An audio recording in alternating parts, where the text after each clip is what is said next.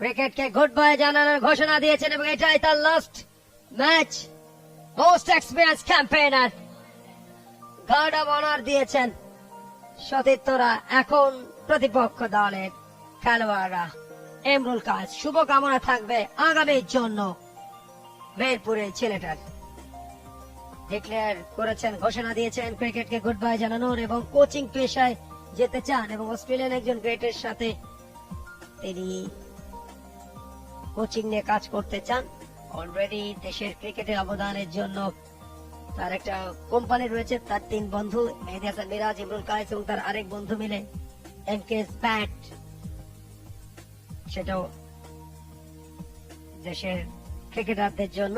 ইমরুল কায়েস প্রথম ইনিংসে ভালো করতে পারে না। অ্যাঙ্গুলার ডেলিভারি আবার দ্য উইকেট গন। আবেগে